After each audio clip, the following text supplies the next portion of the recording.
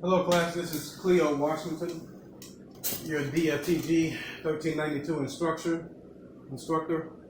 And let's get into part 2 of this video where we're going to split the floor materials and we're going to add an alternate material. Okay, so first things first, what you guys need to do is select the floor. And the way you do that is you hover your cursor where the corner of the floor is, but as you can see, the walls are highlighted.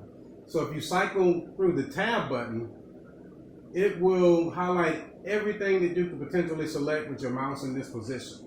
Okay, so we want to select the floor, so there it is. I'm sorry, not that one. There's the floor. That's how you select the floor quickly. So next I want you to go to the edit type menu and let's rename this to 6-inch slab on grade with 1-inch finish. So click there. With 1-inch finish, and click OK. Okay.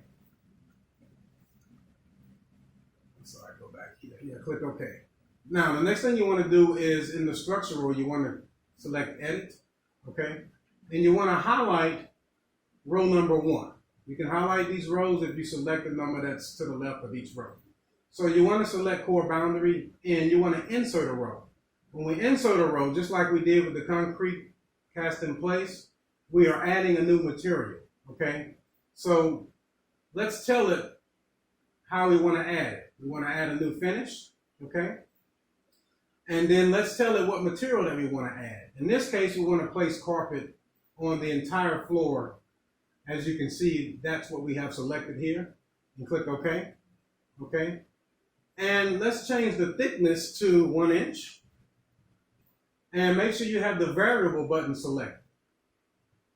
Okay, and now you want to click OK, and then you want to click OK again, and press Escape. Now we have carpet that's been placed on this portion of the floor. So the next thing we want to do is we want to give the restrooms a different type of finish because we don't want carpets in the restroom, right? So the next thing you need to do is select the split face button here, and you would hover above the exterior wall of that restroom and click it. And that sends Rivet into sketch mode so you can draw the boundaries of where you want to place a new finish on the floor or where you want to cut the floor to place the new finish. So let's go ahead and draw a line here, here, here, and here. And then press Escape and then hit the check mark, okay? Right. Let's go back. Let me go back and do this. Sometimes you have to make sure that all of the loops are closed. So I'll just go back through it for demonstration purposes. But select tab, okay? Here's your floor. Edit type. We're going to rename it to what? 6-inch slab on grade with 1-inch finish.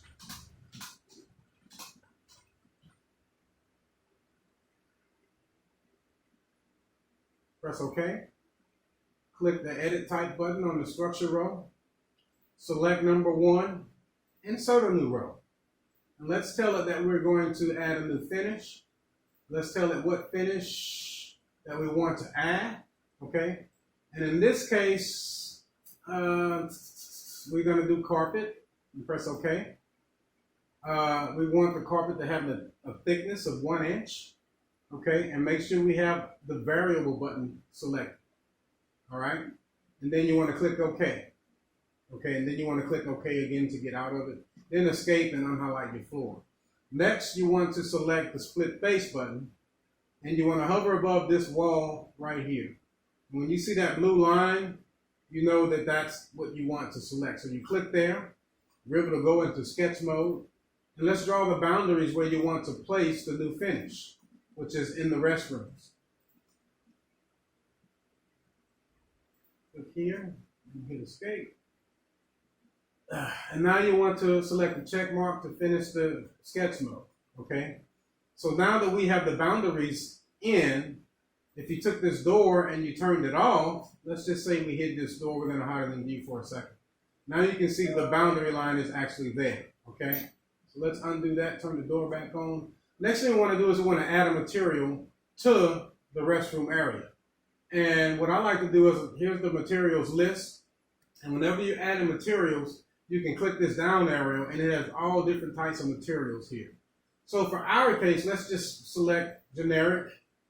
And I want to do some type of tile in the restroom. Okay, so you select that, make sure it's highlighted, hover above the restroom, and click in there. And there you'll see that the materials have changed. Okay, now you have to do the same thing for this restroom. So we go split face, hover above the exterior wall, define your boundary.